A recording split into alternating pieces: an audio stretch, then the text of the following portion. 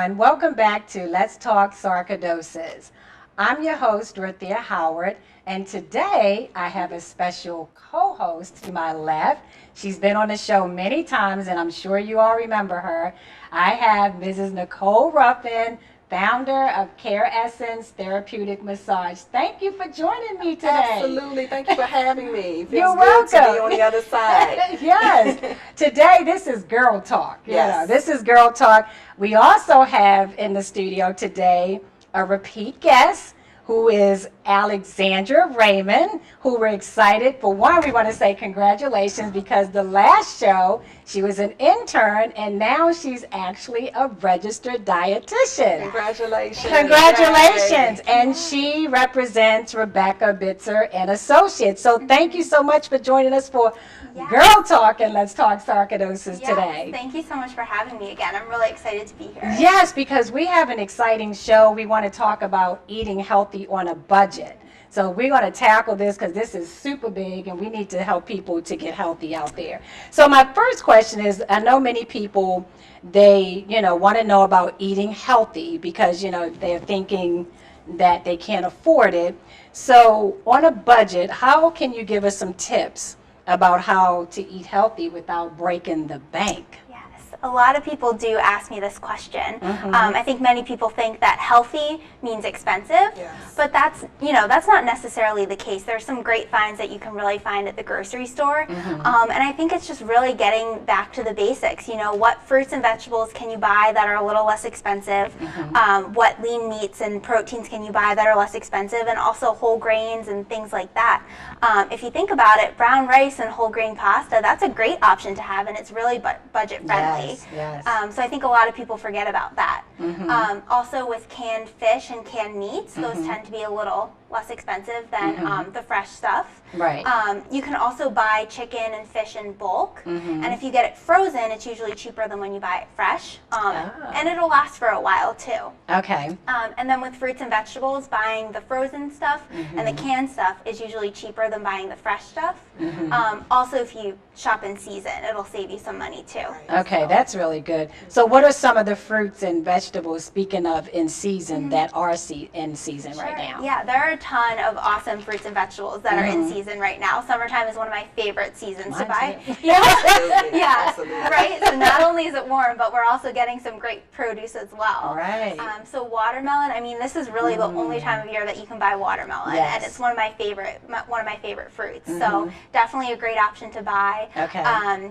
Things like cherries and other types of berries are in season right now as well. And again, if you buy them out of season, they're going to be so much more money. So really take advantage of shopping in season. Okay. Yep. Grapes, apricots, things like cucumbers and green peppers, eggplant, cauliflower, and then also summer squash. I love zucchini. I love yellow squash. Yummy. Yeah, so all really great stuff that you can buy, and it's all in season, and it's affordable, and definitely go for it. And I love eggplant. I mean, watermelon is not expensive, but I absolutely love eggplant. Yes, me too. I put it in the oven and put tomato sauce, and oh my gosh, I don't even want to go there. Or balsamic vinegar Yes, too. exactly. Yeah. It's a really good meal. Yes. So what's the difference between fresh and frozen and canned vegetables and fruits? So is one better than the other? No, one is not necessarily better than the other. I think you have to go kind of by taste preferences. So again, frozen and canned are usually less expensive than fresh. And frozen foods are actually picked at prime ripeness, and they actually have just as much nutrients, if not more than the fresh stuff. So it's kind of a myth that frozen vegetables aren't as healthy as fresh. Just one sort of caveat with canned vegetables and canned fruit. For the vegetables, you want to make sure that you're looking for the no salt added or reduced sodium, low sodium. Yeah, because they will add a lot of salt as a preservative, so you just want to make sure you're picking out the right options. Okay, that's important. Yeah. Yes. And same thing with canned fruit. They don't usually add sodium, but they'll add things like heavy syrup. Yeah. So you want to look for the fruit that's packed in water or packed in its own juices, because then you're not getting, extra sugar and things like that. Okay, that's good to know. Yeah, and I mean, it takes away a lot of the prep time too. If you buy the frozen vegetables, you don't have to cut them. They cook really quickly, and you don't have to wash them. You just steam them on the stove, and it's done. So. Yeah, who wouldn't want to do that? Exactly. The last thing you want to do is spend a lot of time in the kitchen in the summertime. Right, exactly. Exactly. So, Yes. So do you have any recipes that you recommend for in-season fruits Sure. and vegetables? Yep. So the first recipe I usually tell people is just roast vegetables. It's so easy. You can also grill them too, but just pick out maybe 3 or 4 of your favorite vegetables. For me, it'll be eggplant. Yes. Yep. Summer squash, maybe cauliflower. Yes. You know, even potato to get in some carbohydrate. Jeez. Just roast them in the oven at like 400, 425. You know, and depending on how crispy you like them, either leave them in for longer or take them out. I usually add olive oil or salt and pepper. Something like that. Every Yeah. time she comes I'm on the coming to show, your you know, house. I know. I tell Alexandra every time she comes on the show, she makes me hungry. Yeah. I know, talking about food, so yeah, we'll have to have a cooking show next Yes, yes. Yeah. And then in terms of fruit, actually, I like to make a watermelon salad. Okay. Yeah, so you take fresh arugula, some feta cheese, and then chop up watermelon Yes. and just combine it all together. Oh, wow. Yeah, I like to add mint or basil leaves, Oh my sometimes goodness. both. Yeah. So Sounds yeah, and absolutely it's really delicious. simple, and it's something healthy too. If you're asked to bring a side for a barbecue, you know, instead of bringing like your typical potato salad or pasta salad, Yeah. switch it up a bit. You know, bring the watermelon salad and get in some fruits and vegetables too. So I like that arugula because I love that. yeah. Yeah, I thought the mint and the basil was a great idea too. Yep. Maybe some lime juice. Yeah. Get creative. Jeez. Now, can you recommend any resources for shopping on a budget? Sure. So we actually came out with a new book. Some of the dietitians at Rebecca Bitzer and Associates wrote one. I talked about it a little bit the first time I was here, but Okay. we finally Nice. have it. Yes. It's published. Congratulations. So this is what it looks like. Thanks. Yes. So it's called our Taste the Sweet Rebellion workbook. And there's a chapter in here, and it talks all about nutrition and also eating healthy on a budget. What sorts of things you can buy at the grocery store, how to plan out your trips, how to meal plan, things like that. So, I mean, it's a really awesome resource to use. Wow, for- that's awesome. Yeah. Congratulations Thanks. on the book. Yeah, we're really, really happy Yes. about Awesome. it. So, Yes. yeah. Well, you know, tell me a little bit more about the new book. Sure. You know, because since this is published now, Yes. it will help people. So let's elaborate a little bit more about it. Yep. So our book is called Taste the Sweet Rebellion, you know, the Rebel Against Dieting workbook. It's all about how we can just get back to the basics with nutrition and focus on mindful eating and intuitive eating. I talked a little bit about that last time, but Yes. it's just, you know, listening to your body, eating when you're hungry, stopping when you're full, making sure that you're eating the foods that you're in the mood for. Right. You know, so it's all about empowering clients and giving them the confidence to pick out foods and, you know, to feel good about themselves as well.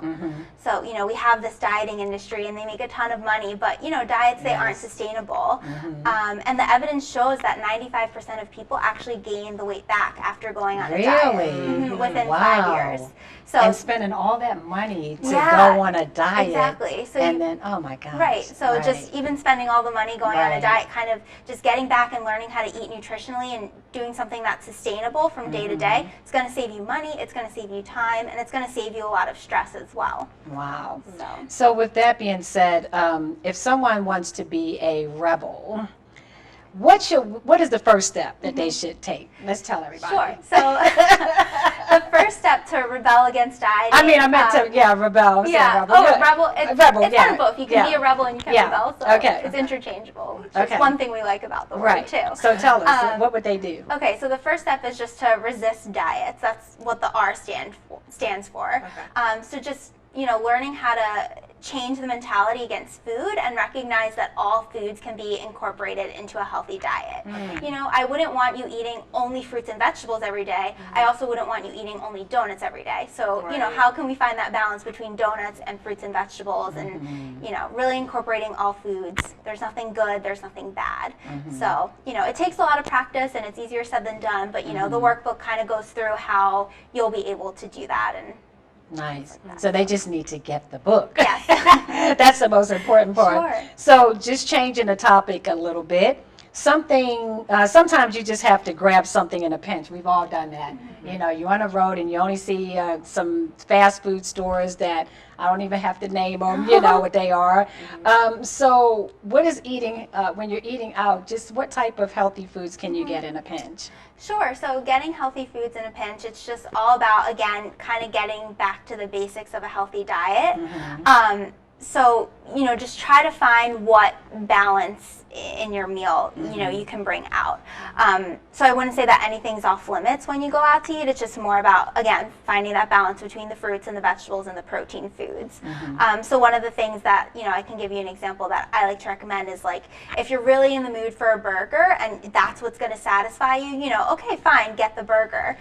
Maybe you can then get a side salad. So you're adding in your vegetables. Okay. Vice versa, if you're, the restaurant you're going to has the greatest fries ever and you really want French fries, get the French fries and then maybe get a salad with some chicken or some salmon or something as your main meal. Okay. Wow. Now, you just mentioned something that was really significant for me because diet has been a part of my life for a very long time. But when people follow diets where they're cutting out a food group or a resource like carbs, you hear about that. Can you speak to that a little bit? Sure. Yes, a lot of the times with diets, people are cutting out some sort of food group. Usually carbs and fats are the bad guys in the situation. I think it's just because carbs are easy to overeat. Who doesn't love pasta? Who doesn't love cake? Right. Kind of thing. And then, again, that's just not really sustainable because you can't live without carbs for your whole entire life. Right. So that's why I think a lot of people wind up regaining the weight because, they cut stuff out and then all of a sudden when they incorporate it back in, they might overdo it because they were missing it or, something like that. Wow. So. Jeez. Yeah. That's good. That's really good. So can you talk to us about the farmers markets and where we could find some and what are the advantages of shopping at a farmers market? Yeah, so farmers markets are another great part of summertime. So, they usually are closed during the winter because it's colder. People don't usually come out to them. But it's where local farmers in the area come together and they set up shop at the farmers market. Right. They'll sell their produce. Sometimes bakers come and they'll sell, fresh bread, dessert. I know some farmers markets will sell salad dressings or pasta or something like that. So there's really, really a lot of unique items at the farmers market, and it's kind of fun to just go and explore. Maybe pick out a new item, see if you can make it at dinner that night or the next day. You do save a little bit of money at the farmers market. I think sometimes buying local produce can be a little cheaper than buying stuff from the grocery store. And you're also, again, just promoting the local farmers and local agriculture. So. And that helps them too. Yeah. That definitely helps. Yeah. The farmers, the local farmers. You help the community by doing that. Right. Yeah. You want to ask? Yeah, I was going to ask you where are the local farmers markets that you use around here? So if you go to pgparks.com, actually, there's a list of all the farmers markets on there. Yeah, so they have Bowie, Greenbelt, everything in the area. So farmers markets won't be open every single day, so it's important to find the ones that are open. Maybe you could stop by before work or after work. A lot of them will be open on the weekends. So I know there's one, I think, on Annapolis Road in Bowie, and I believe it's open on Sundays from 8 to 12. Okay. So are there any other fun ideas that for the summertime that people can do with their families? Yes. So again, summertime, it's warm. In another few months, it's going to be winter. So I would just recommend. That? Yeah, I know, it's so sad to think about. So I'm like hoping that summer will stretch out till like October or Thanksgiving or something, but I don't know. So take advantage of the weather, right? I mean, go outside, go kayaking, go for a hike, go for a picnic. Maybe you can plan a barbecue with the family at a local park or something like that. Make the watermelon and feta salad that I talked about before. So yeah, just really figure out how you can be active. Spend some time with the family and with friends. So let me ask you this. Is there anything in particular that you want to share with the viewers in the book, maybe a certain chapter or just a page or insert in there that you want to let them know about so they know, what they can get? Yeah, I mean, I think just, let me see if I can find a good example.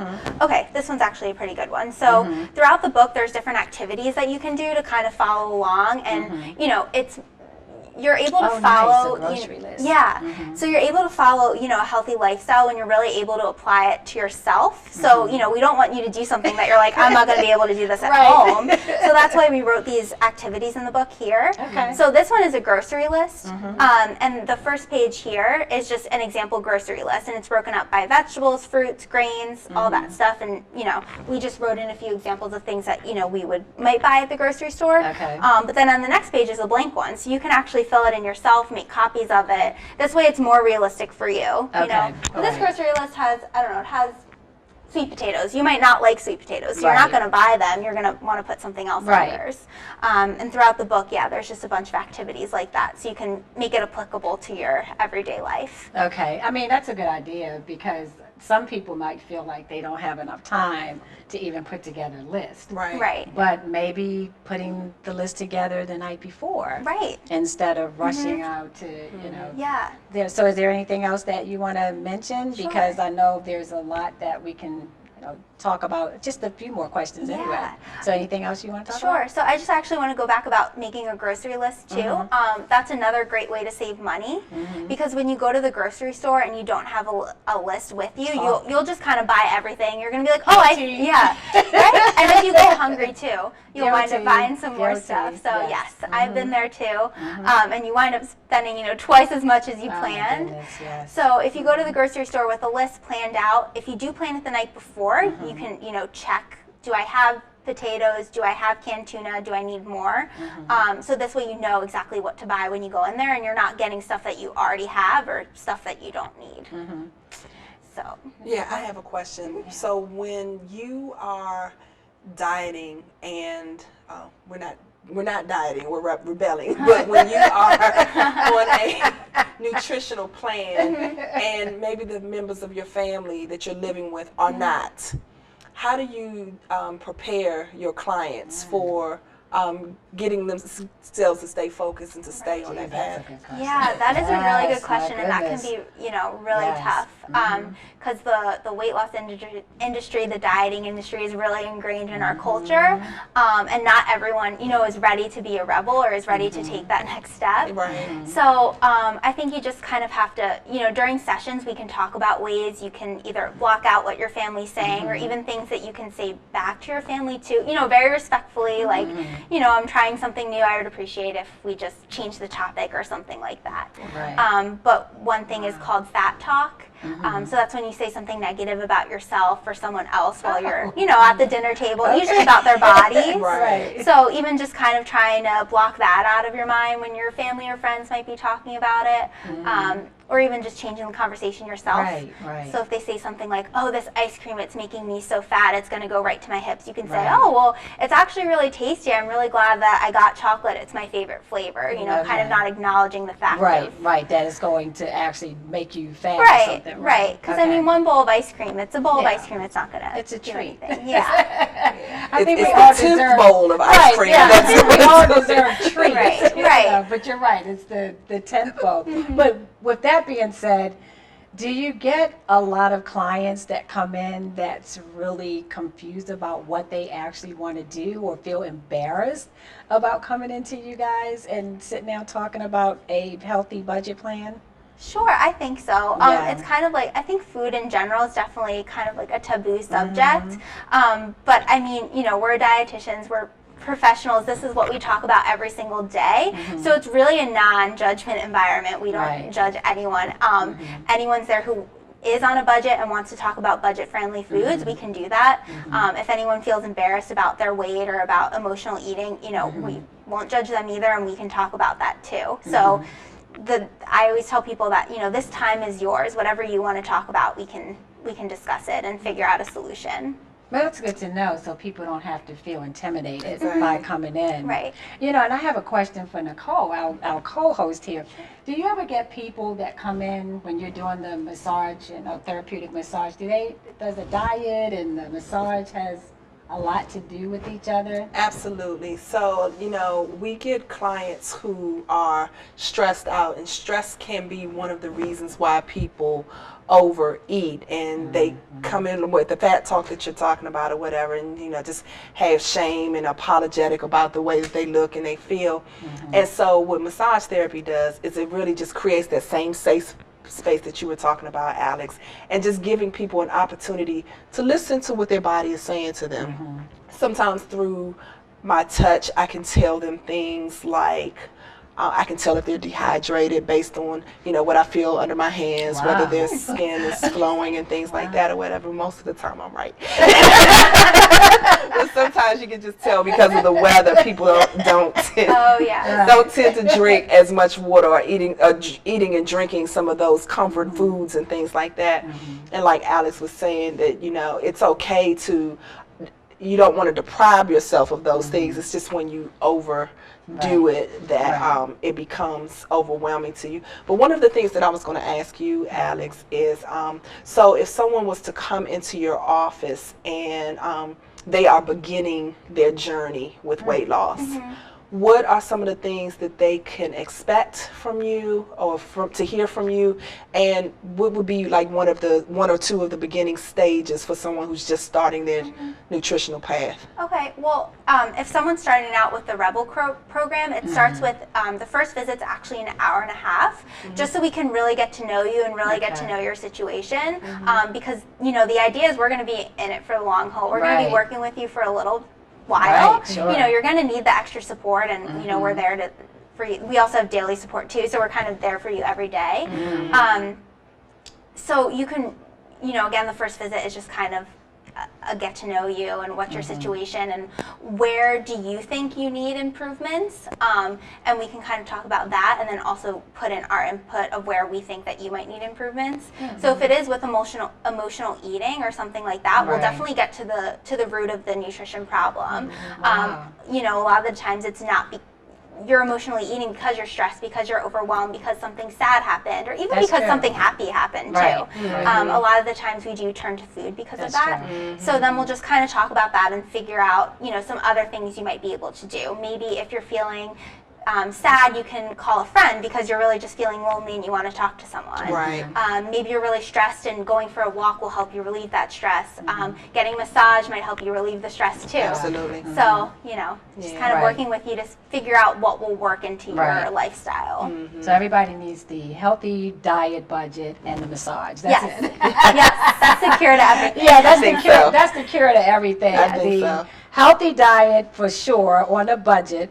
Well, eating healthy on a budget. I'm not going to say diet. I But know. Healthy diet. I mean, diet's really just what you eat. That's so. right. So just eating on a budget though. And then the massage therapy for the stress, which actually causes you to eat unhealthy in most cases.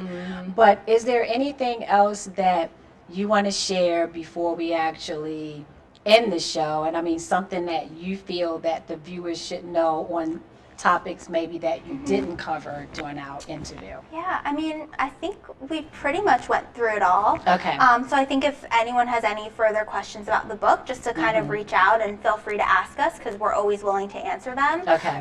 Again, the book is just all about helping people feel empowered and helping them feel confident. And, we really want everyone to embrace their inner self and embrace, a healthy lifestyle without feeling guilty about food or guilty about their actions and things like that. So. Good. Well, thank you. And so before we end the show, I mean, Nicole, is there anything that you want to tell the viewers about what's important in conjunction to what Alex just said and, with the eating healthy and then the massage therapy? Well, I think being able to listen to what your body is trying to communicate to you. Sometimes we don't listen well, and the noise of overeating or the noise of indulging in something to escape what's really on our mind, but being willing, like Alex mentioned, to pick up the phone and call someone.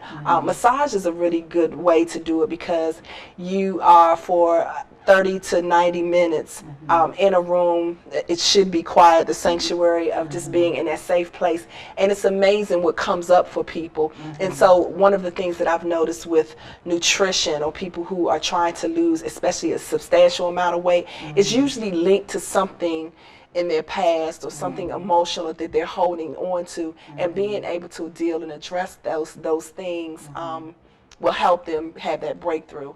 Massage is a good place to start. Speaking with a dietitian is another wonderful place to start, trying to find that root of where that problem may come from. Well, on that note, I would like to thank my guest again, Alex Raymond from Rebecca Bitzer and Associates, and my lovely co-host And friend. Nicole Nicole Ruffin and Care Essence Therapeutic Massage, they both go hand in hand here Yes. of keeping everyone healthy. I just want to take a moment also to acknowledge that some of the people, fellow Sarcoidonians that I know have succumbed to this disease, and I just want to send my condolences to the family and friends. I mean, sarcoidosis is a terrible disease, and if it's not diagnosed if it's not diagnosed promptly, that it can be deadly. And we want more research, and we want to try.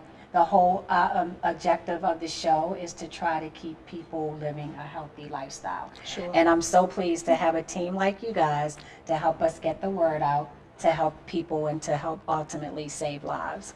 So once again, thank you so much for watching. And as I always say to my fellow Sarcoidonians and the ones who have passed on, we have sarcoidosis, but sarcoidosis doesn't have us.